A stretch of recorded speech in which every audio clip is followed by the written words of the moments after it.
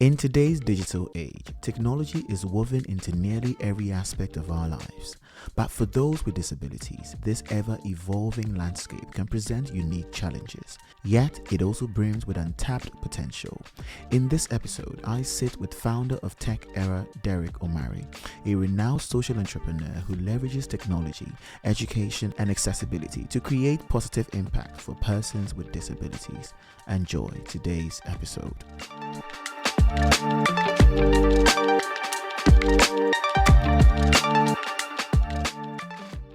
Okay, so hello everyone, and welcome to the Tech Stuff Podcast, where we navigate today's tech wave one electrifying conversation at a time. I am your host, Raymond Klutse, and today I have a friend, a very, very good friend from back in the days, when I was younger. Now we are grown men, unfortunately.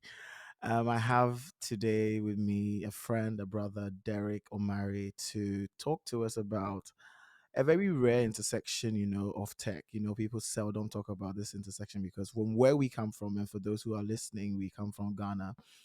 This is a very rare topic, but Derek, just found an opportunity, like drill down, and now he's made that into more of a career or more of a project that he is a personal project he has taken up upon himself. So Derek, thank you so much for joining the Tech Stuff podcast. So I'll first like you to introduce yourself, then we can proceed with today's conversation. Hi, Raymond. It's such an honor to be on your podcast. It's been a long time. My name is Derek. For those who are hearing me for the first time, I'm based in Ghana. I'm Ghanaian, and I think I've done quite a few things. Sometimes it's hard to describe myself, but I'm usually found doing a lot of work around disability technology, but I also run a few startups and in logistics, and also do a few things with banks and technology for clients, schools, and also consulting. And so I'm a consultant, and I run a number of I'm on a number of projects, providing consultancy to organizations in Ghana, outside Ghana, development organizations, and on different topics. So it's such a pleasure to be here, Raymond.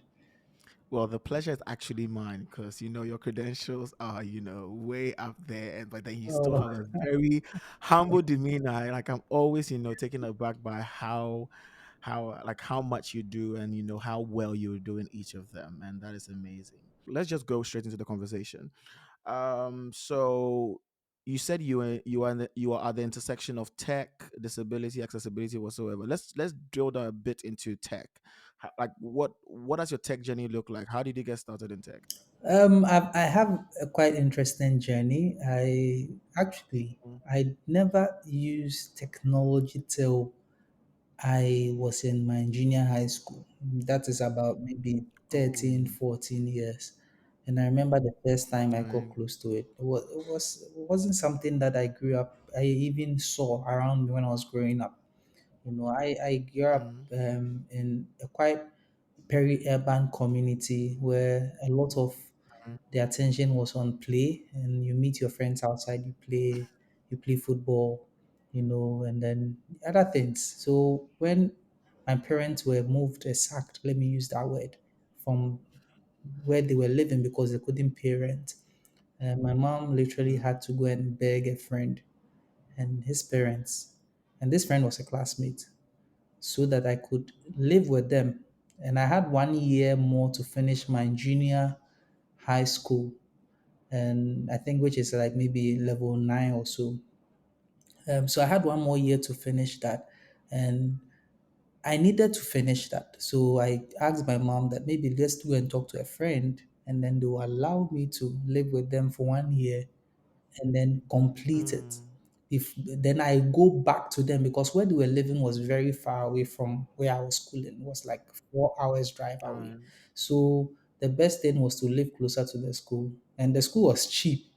It was only 10 cedis, and I think 10 cedis is like $1 or even less.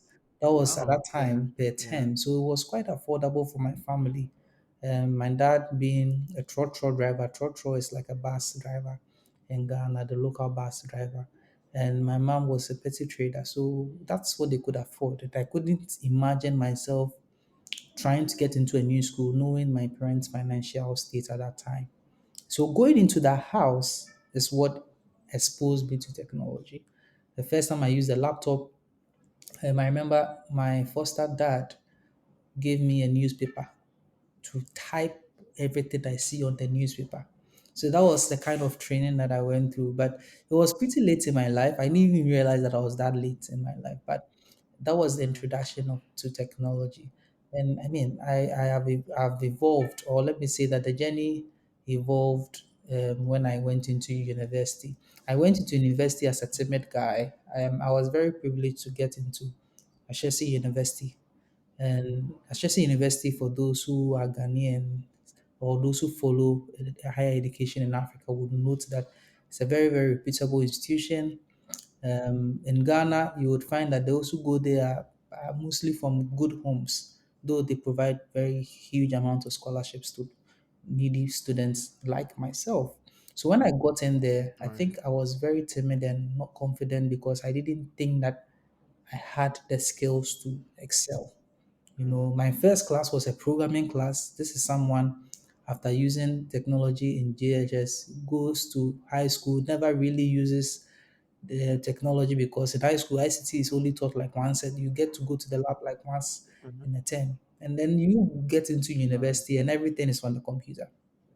And I remember when I was about to go, a friend gave me a free laptop to use when I go to university. And it was for the first time. Everything was Mm, new. I was so confused, and I thought that I don't think I can ever do computer science. It is too difficult. I'll mm. never do it. And that is how I ended up doing business because I was too afraid. Wow, wow, that is very interesting. So you went into business, but one thing I know about, for those who are listening, Ashesi University is one of the top universities in Ghana at the moment, and I like their liberal arts system where you get the chance to touch on a lot of things. So I know you were doing business, like you saying you were doing business administration. During that period, did you have the chance, do something with tech, maybe a class, or join the tech club or something of a sort? I mean, Ashesi University, like you mentioned, is a liberal art education. It forces you to learn different things. You cannot run away from it. I mean, we Mm, all did Visual Basic, intro to programming, things, courses like that, and you have to do it. I mean, I did well. I think I got an A or a B. I didn't do very bad, but I really struggled. And the other thing about Ashesi is that every assignment was not delivered via like hard paper. You don't write anything. You have to type mm. everything. That was my Right, first time using things like PowerPoint, using things like Excel, right. having to navigate the internet, how to do research. It was such a new world for me. Mm, And I think my first year was one of the challenging years that I went through. But it was necessary because I needed to be uncomfortable to mm, grow. And once I completed my first year, it was such a smooth ride. But mm. I have to emphasize that I really struggled in the first year. Right, Yeah. right. That's all right. That's all right. So first time I heard about, you. So for those who do not really know, another part of me is I do music, all right. And we just happen to be in the same group. Shout out to Kweku Kwame. And I just knew you to be, a musician, a keyboardist. I never even bothered. I think I've never even asked you of what you do whatsoever.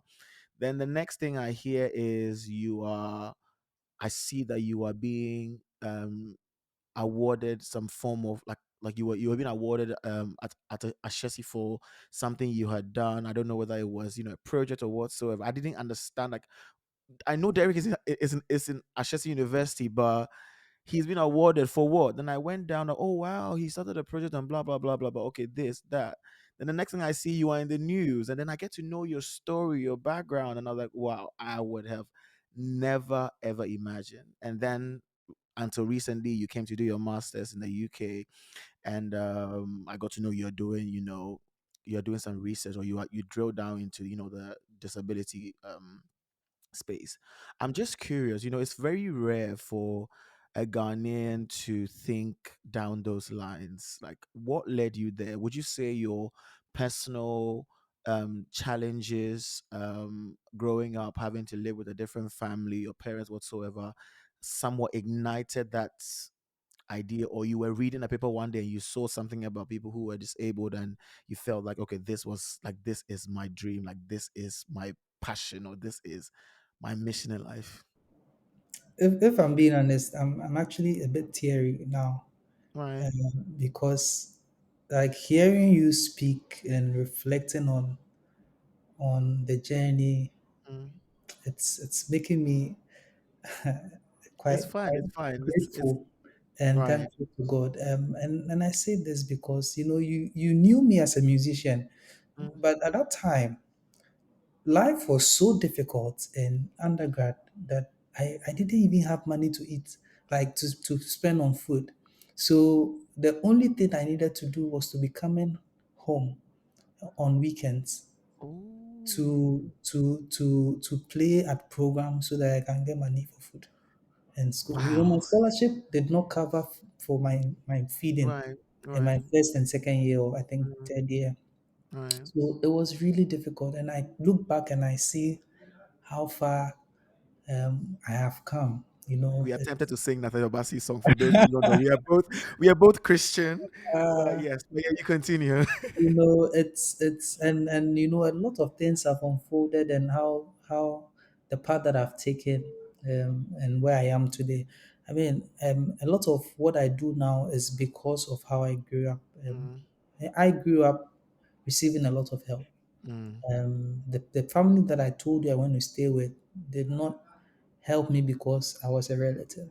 Mm. They just helped me because it was a good thing to do, and they saw the need Right. and they offered to help. So when I went to Right. Chelsea, one of the things that was on my heart was to just serve people. In fact, the only reason I chose Ashesi was not because of how good or beautiful the campus was. I actually never saw Ashesi before I Mm. went there. Right. Never. The only reason why I went there was because I saw a young man standing in a classroom in a rural area, Mm. and I thought like I wanted to be that person. Why? Because I just wanted to serve. So when I was just looking for opportunities to serve, and that is what led me to starting the what Tech Era, which is the company that I run now. But Tech Era at Mm. that time was only an IT literacy program Mm. where we're providing IT skills to children in rural areas. And this is me after first year of struggling Mm. through computing. After the summer, I wanted to create impact and give out what I had learned. I thought that Mm. I don't want people to go through what I went through. I think Mm. people should know about this, and people Mm. can really improve their lives and their family, the lives of their Mm. families if they Mm. had the skill. They could get jobs and other things. And that's how Tekera started. But Right. Tekera evolved when I went to the blind school one time to Mm. teach music. I was so committed to really serving my community, and that is Mm. what I've been doing ever since. So, in any opportunity, I want to just serve people. And so, when Tekera started, I was also running another project called the Brekusu Music Project, where I was using music as a tool to get children to come to school, Mm. because then when you come to school, you participate in the music program. Right. You get to dance, you get to play flute, you get to drum, and we go for programs. It was really exciting. So it attracted a lot of children to come to school. And then by extension, I was doing something similar in the blind school. And so one of the guys I was interacting with on WhatsApp was blind, and I didn't know. Mm. So when Mm. I met him in person, I was like, how are you able to chat with me on WhatsApp? Mm. And again, an opportunity to do something. And he told me Mm. that I am able to do that because of this speech software I use. And I'm like, wow, that's very Ooh. insightful. I never have ever thought about blind people using technology. And I asked him a question, so Right. how many people can do this like you? And I think that was the redefining moment for me. And he said that, oh, just about 3% of Ghanaians who are blind can use a smartphone. And I thought, Mm. wow. So in the school that we are in, are you saying the children can't use smartphone? He said no. And I asked him, so do they have a computer lab? He said yes. So what happens? He said the teacher is only one teacher to 400 children, Mm. 400 blind children. Mm. And when you are teaching a blind person to use technology, that's very hands-on. and you need to stand by the person to support them. So how Mm, would one teacher provide training to 400 blind children? It's almost impossible. impossible. Right. And so that's how I said, okay, at that time, I started Tekera, the literacy program. Like, I think the reason why we started Tekera is for the blind community. Mm, So I mobilized students. I had about 40 volunteers who were traveling 2 hours each day to just go and support the teacher in the classroom to mm, provide literacy skill for blind students. And that is how it started in the area of disability. So it's evolved in many ways. And I mean, today we are not just providing digital skills for persons with disabilities or only blind. I mean, now we've provided mm. digital skills to more than 5,000 persons with disabilities, Wow. in different capacities. And this is not just IT literacy, but this digital skills that allows people to start businesses, that allows blind students or blind persons to design graphic design. Can you imagine a blind person doing What? graphic design? No, no, Derek, you need to stay there a little bit. Like, no, because listen, because that is very much like an oxymoron, like Yeah, a it's blind almost person, like graphic impossible. for like a blind person, like how does that work? So maybe just shed a bit of light like on that project. I'm very interested in like hearing about how that Yeah. went about. Well, I think it's when you are very passionate about something, you find ways to make things happen. You Mm, don't see the impossibility in things, and for us, that's what has driven the work we do, and that's what makes us unique. Um, so a blind person using Canva, it's very possible, and mm, and because of how we deliver the training and the use of speech softwares, and also having right, visually impaired trainers supporting the delivery right. of the content. And when we are delivering content, it's not like we are delivering the content for only blind persons. We Mm, have deaf persons in the room, we have persons with autism in the room, we have mm, wheelchair users in the room, we have different disabilities, and we deliver the content at a go. But we have done it in a way that we are expert at it. So we're able to ensure that everybody in the room is receiving an accessible content that they can easily understand and is really practical. And mm, so that is what makes the kind of work we do surprising, like quite people think about it like, how is this possible? And I mean, we've had to face parents who never thought that their children with autism, Down syndrome, cerebral palsy could program, could develop programming skills, or mm, could write blogs, or could put robotics together. mm, And so that's something that has been quite characteristic of what we do. We try to let people see the possibility mm, and the skills that persons with disabilities have in them if they are on earth properly. And that's just one side of what we do. We've moved beyond digital skills to creating technologies that mm, are enabling persons with disabilities to learn and enabling them to participate fully in the society and actively in the job market. And I'll share something interesting with you. Do you know that 90% of children with disabilities are out of school in Africa? oh wow. Wow. Yes, 9 out of 10 children with disabilities are not in school. And this is not a new statistic. I mean, in Ghana, it's a bit better. It's 88%. That's even Mm, better. But it's 88. That means almost 9 out of 10 children are out of school with disabilities. But why should a disability prevent someone from being in school? mm. And it's a big problem. And another shocking fact: do you know that if you were blind, you would have never been able to learn science and math after basic school in Ghana? Really? Really? Yes, blind students don't learn science and maths in Ghana in senior high school. So all blind students or all blind persons you find are doing reading courses in university, even if they are the best at building technology. That is quite unfair. Why should someone's disability prevent them from pursuing careers in STEM? And so some of the things that we do is to create the technologies that make these things possible. Mm, We are creating technologies that are allowing children to be screened early to identify any disability occurrence and to provide guidelines to parents on how to support the children. We are providing technologies that are allowing blind persons to participate by preparing for exams. Those days when you're in high school, you prepare for exams with past questions. But for a blind person, someone needs to read the past questions to them. And so Mm, if you don't have someone, then they can't prepare for exams. So there are so many things that we've been doing. We have multiple technologies in helping them to learn maths, science, even for deaf students, not only blind, deaf students. We have technologies for children with grip challenges. We have different technologies, and we also do consulting as well in the space. Program design, accessibility consulting. I'm very big on accessibility and built environment, digital accessibility. It's a conversation we can get into. But a lot has been happening over the years, and it's exciting to see how far we have come. mm. That's amazing. That's amazing. So I know all that sounds great. Someone is hearing that. Okay, wow, this guy is has come. Maybe you are the Kwame Nkrumah we've been waiting for. You've come to save Ghana, Africa as a whole.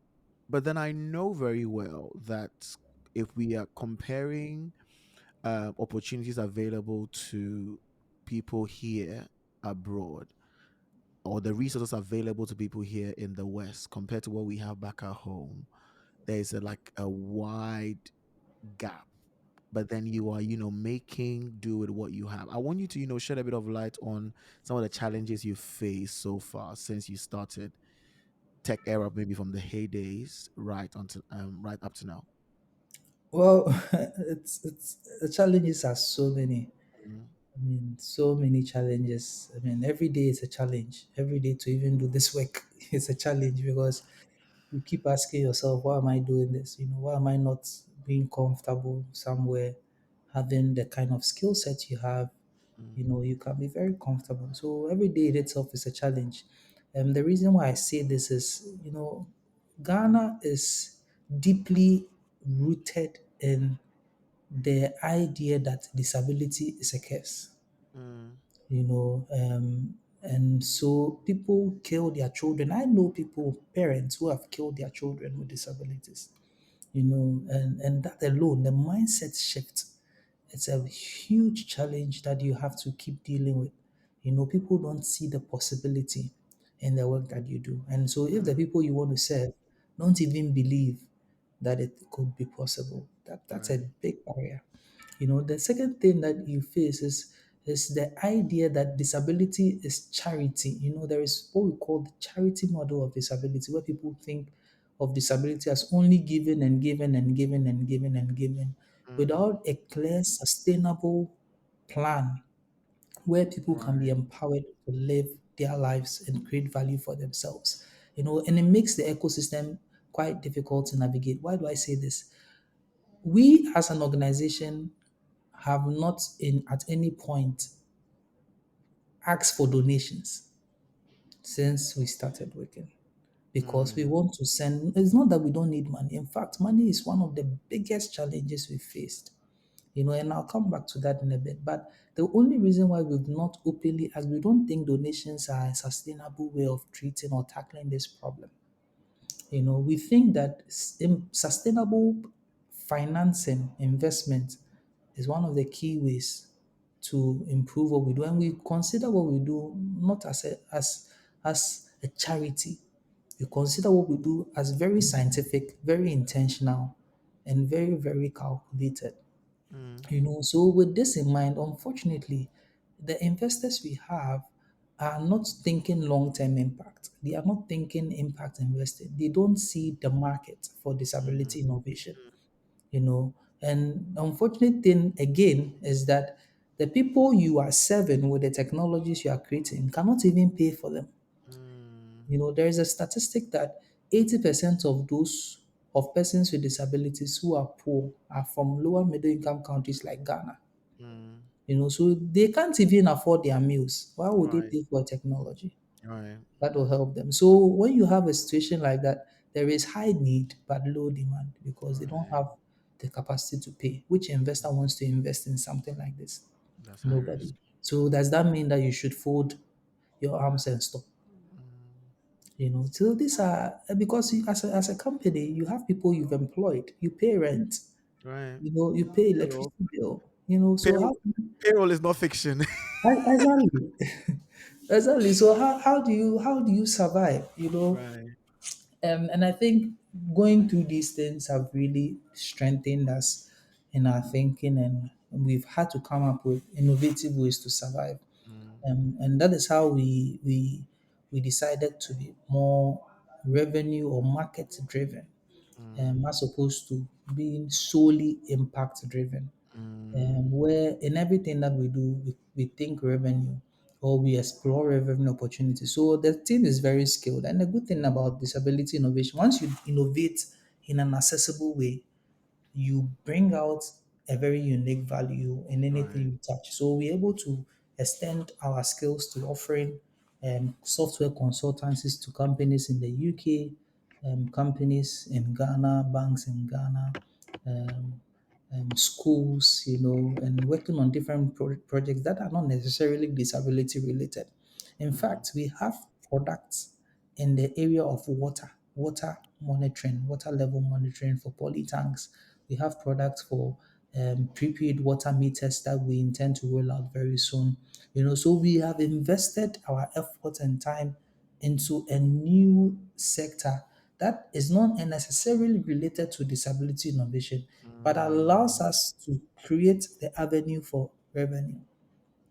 And even in the areas where disability innovation is concerned, we charge to do the service. So mm, we don't offer it for free because there are people who can pay for it. And there are people, I'm not right. talking about the beneficiaries, Right. but Right. development organizations, private Right. companies who want to do, they can afford it. And so that's how we have had to survive.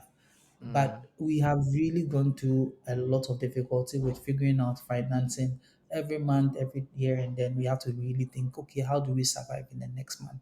It's always a constant journey of survival. But we have come far, really come far. But these are just a few of the challenges. It's not been easy. I can only imagine. I can only imagine because what you are doing, like you are quite a serial entrepreneur, and you were doing disability, but then you were thinking down, ways to consult and everything. Like I'm just like Derek, your brain is one that we need to study. We need to study your brain and the content, like how it works. But I think I like the way you, like from the beginning, you said that everything stems down from how you were served when you were a kid. Someone gave you an opportunity, so everything is coming from a place of I need to help people. I need to help people, and that is great. And I'm sure that even segues into my next question. Let's talk a little bit about the Queen's Young Leaders Award. um I know you were awarded by the late Her Majesty the Queen Elizabeth II, and when I saw you there, I was like, wow, like, hey, like, I was like, yo, is it the same Derek that I know that was playing keys when I was trying to sing? Or I was directing, actually. I'm about to music director and a singer. And it was just so nice to see how you were being revered by, a very top institution. Let's talk more about, that award. What led you there? What project were you working on? And how was the experience? Well, I mean, that award, it continues to be one of the best moments in my life, Mm, for several reasons. I think, as I've mentioned, my life has been characterized by service. I mm, stand for service. I believe that you are in the world to serve other people, and that is what matters. And in the time when I thought no one was seeing what we were doing, I mm, mean, our work was building, let me say, credibility for itself and creating room for us. That this was very early stages tech era days. We were working with the blind school, working with the deaf school, working in the community music education, working in the community providing IT literacy. And then mm, someone um, recommended me, sent me a recommendation notification that, hey, check this out. I've recommended you. You should apply for this opportunity. It was the Queen's Young Leaders. It was the last time, it was the last year. It was organized for only 4 years. And mm, every year they select 60 leaders from the Commonwealth, from 52 mm, countries. Very right, competitive. It was the last year. I didn't think I would get in. I said, okay, if someone is saying I should apply, why not? Let me just send what I do and then I sent in my profile and the work Mm, that I did. And some way, somehow, I don't know what happened. I think that I was just favored. Yes, the work we do is important, but I think that there were people who were also doing very important work, mm, who could have actually won the award. But right. it seemed like what we had been doing was really grounded on integrity, was really Mm, grounded on just not eye service, was really helping the people, helping the right. students to excel, move on to the next level. And that was evident, and I believe that was one of the reasons why I was invited to the Buckingham Palace. Now, let me tell you something. What people don't know is that the package was not just meeting the Queen. The Mm. package came with a 1 year free paid program. Let me say 1 year paid program at Cambridge University. It came Oh, with um, several trainings from top companies like Facebook and different huge companies in the UK. right. We had several receptions with the prime minister at that time. I think the prime minister at that time was the lady. I've forgotten her name. The UK prime minister. The Liz Truss, right? Not less trust. Oh, Theresa May. Theresa Theresa May. Theresa May. May, yes. So we met the Prime Minister, had reception with the Prime Minister Theresa May and government officials, Minister of Education, many ministers. It was such a package. The last day was the crowning it off with the award from Her Majesty, the late Queen Elizabeth II, Right. who was so welcoming, so jovial, so lovely and so warm. I mean, you walk into a room with an orchestra playing in the background, with about, I think, about 60 ambassadors sitting in the room, Right. top personalities and celebrities like David Beckham. Mm, You have Prince Harry and Meghan sitting there. At that time, they were newlywed.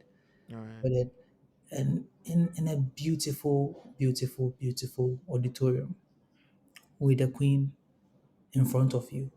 Mm, Like you almost run out of words. You can't believe it. I mean, I had friends who were crying, who mm, couldn't believe it. It's almost impossible for where we are coming from.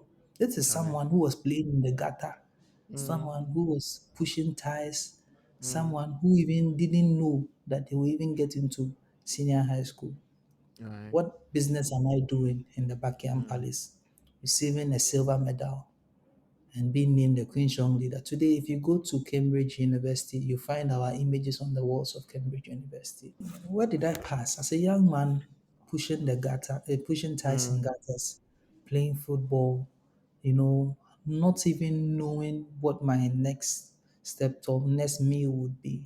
Never thought that I would be mm, able to be in the high school, not to even say university, to now mm, finding myself in Buckingham Palace. What business do I have doing there? And it could only be because of service, but also doing the service in a sustainable way, because in the mm, end you have to eat, but you also want people to have the opportunity to be where you are.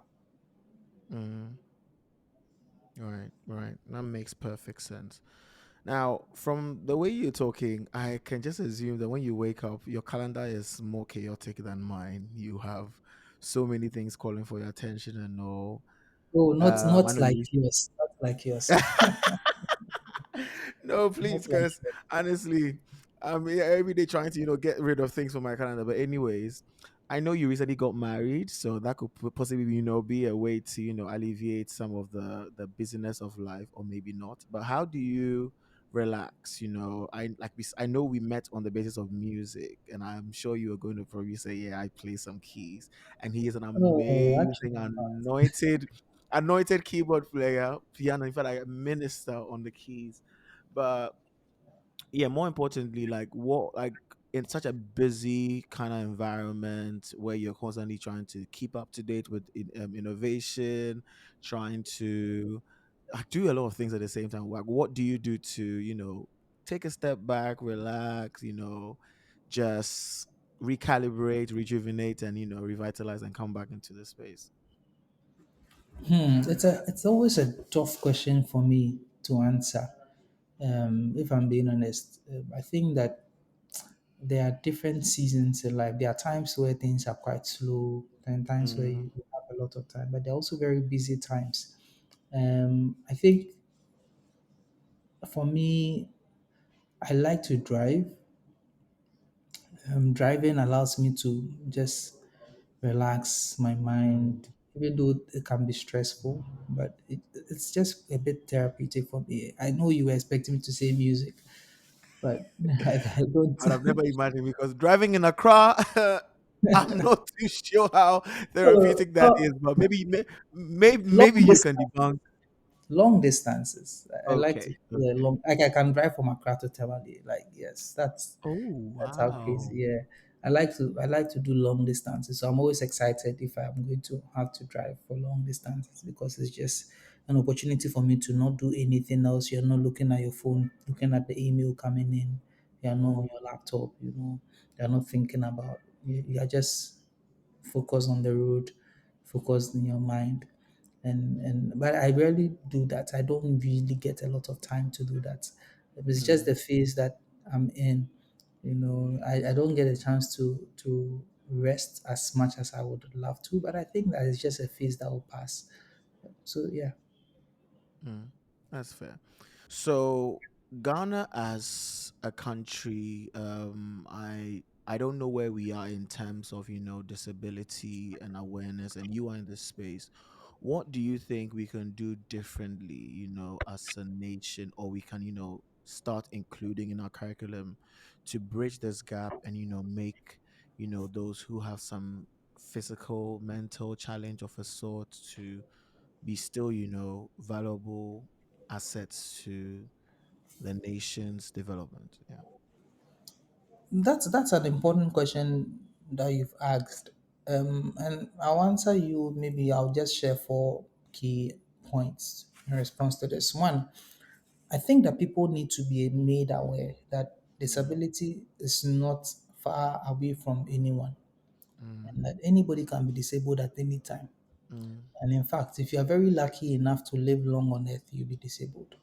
And what I mean by that is look at our elderly grandmothers, right. aunties, who are losing their ability to walk, they're losing their sight, they're losing their ability to hear. It will happen to you if you're lucky to live long enough.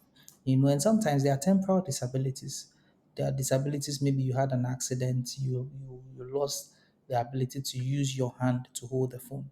At that point you become disabled. So disability is not necessarily what we always think it is, someone in a wheelchair, someone blind, someone always seeing Mm, them. But anybody can be disabled at any point in time. For example, if you're in London and you're sitting in a tube with the loud noise on the tube and you really have to be in a meeting, at that point you become disabled because you cannot hear what is mm, going on in the meeting. But mm, you have captioning that allows you to participate in the meeting. If mm, there were no captioning, you are disabled. mm, Once there is captioning, you are not disabled. Now, by saying this, I'm trying to drive to a point that people are not disabled because of their medical condition. People are disabled because of the environment that has been created. The mm, environment is not conducive. I gave you an example of how I met someone who was blind. I was chatting with the person. There was no way I would have known that this person was blind. Why? mm, Because communication was flowing with the use mm, of what? Technology. If someone is going for an interview and the person is a wheelchair user, what does the wheelchair? There is no need for knowing that this person is a wheelchair user if the right. workplace has an accessible entrance. We will Right. only see the disability of the person if the workplace does not have an accessible entrance. Right. So it is the environment that makes people disabled, and it's Mm, an important message to put across for people to understand that we can all become disabled at any time, and that is the first step to really taking a step towards um, disability advocacy. And you see, like I'm saying, it's a human right. Just mm, like how everybody has the right to education, we all mm, have the right to worship, we all have the right to what freedom. it's someone's right. Why should Mm. someone's disability deny them of learning science and math? I can't Right. understand. Right. So it is not being nice to somebody. It is not. It is not Mm. a sympathy thing. Mm. It is just people's right that we need to Right. accord to them. Right. The third thing is I think that we need to we need to Ghana passed the policy what they call the inclusive education policy that says that now you're going to close down all segregated schools and we're going to have Right. inclusive schools. Why? Right. Because when you grow up with a blind person or a deaf person in your class, Mm. you don't see them to be different as a child. You grow up together. Mm. But unfortunately, the policy has not been passed, and that is a Mm. problem. And it's important that we pass this policy because once people grow up together, stigma, discrimination, Right. stereotyping, and all those things would be reduced because people Right. appreciate the abilities and not the disabilities of the Right. people that they are in the classrooms with. And there's Right. one last thing that I'm really excited about, and it still has to do with the educational setting where sign language needs to be made official as Mm. a language, just like we have tree, and Right. should be taught and examined in school so that Wow. everybody can learn how to sign. Right. Right. Because if someone cannot speak, not everybody can speak like you and I. Mhm. Mhm. So are Mhm. we saying that they cannot participate in the society? Mm. Imagine when COVID happened, everybody had covered their mouth, but there are people who depend on lip reading to communicate. Mm. You know, imagine COVID, they were blasting noise everywhere, news, TV, radio, but there were a large population of people who had no idea what was happening. Right. Their lives were at risk. In fact, persons with disability were 30% more likely to die of COVID than any other Right. person Sure. because we had failed to think inclusively and to be accessible. So it's a life and death issue. Mm. Disability is not something that we have played with it for so long. Nobody's interested in it. The government doesn't care about it. If you do it, you are doing it at your own expense. Mm. It is time that we reconsider that.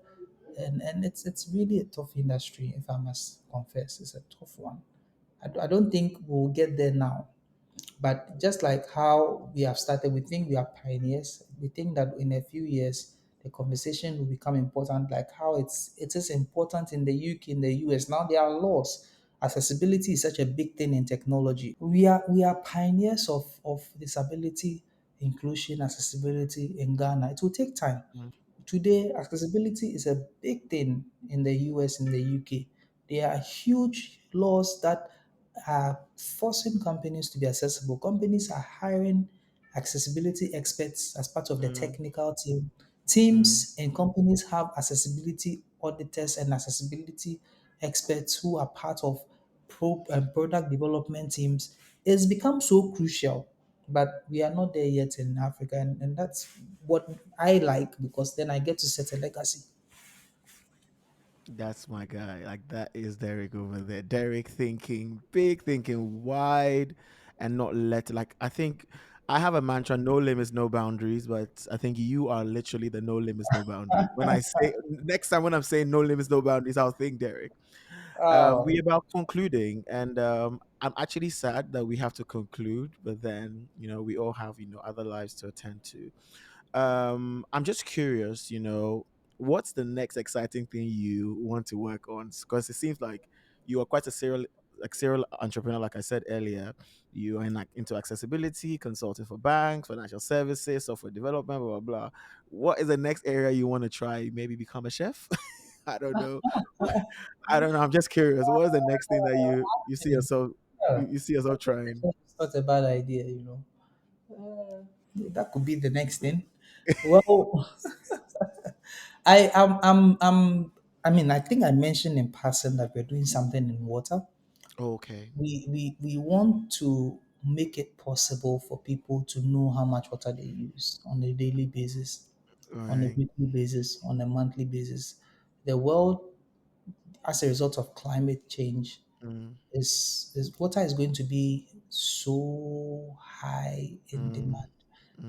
I tend to use the word like water is going to be like okay to be so pricey and expensive. Mm, And so mm, we think that there are things we can do to help people conserve water. And one of the things is from the premise that you cannot improve what you don't measure. So what we mm, are trying to do is to give people the ability to know how much water they use on their smartphones and mm. and enable them to pay for the water before they use it, just like how Right, they pay for electricity in Ghana. So you buy maybe 100 liters of water at maybe a £10, and then as you are using the water, you see the money reduce, and then when you exhaust it, the water cuts. It allows people to conserve water in a more responsible way. It also prevents unnecessary quarrels, usually in mm, in compound houses and apartments where there are different tenants and they have to share bills. right, And maybe a particular tenant has about 10 people living with him or her, and then another tenant has just one person, and then they have to share the same bill. right, It's not fair. And so one of the things that we want to do is to provide our digital ultrasonic meters, water meters, and almost all apartments, schools, hotels, and allow the use of water to be in a more responsible way. Responsible consumption. We need to save our planet. So I guess the next thing I want to get into is really looking into climate. It's looking very promising. We are currently running pilots. We have demand on standby. We have an estate with over 700 homes that is already placed orders for the product. It's looking really exciting. We can't wait to take it across Africa. right, right. Derek, I don't think one episode is enough to have you here. So I will definitely come again. I will definitely knock at your door and say, I can't Derek, wait. I need you on the podcast again. But thank you so much for making time. It's been insightful. It's been enlightening. I know I thought, in fact, I thought I knew you from the days where we were doing music together, but talking to you has made me see you in a whole different light, and then your humble, calm demeanor, regardless of all the places you've been to, is just admirable. So I wish you all the best. You know me, I'm your biggest fan. I'm cheering you on. I can't Oh, wait to see, soar higher and become, the exceptional professional and also musician, because you still play, yeah, I do. that you are. And yeah, and we just, excel, and no limits, no boundaries, like I said, right? Thank But you. yeah, thanks Thank so you much so for much, coming. my brother. It's been an honor. I find it really, really honoring to be on this platform. And thank you for inviting me. I am really grateful for the opportunity to share my story. Amazing, amazing. As we've heard today, technology has the power to break down barriers and unlock potential for everyone. But the journey for a truly inclusive digital landscape is ongoing. Thanks to people like Derek, there is hope for everyone, even persons with disabilities. Thank you for listening. See you in the next episode.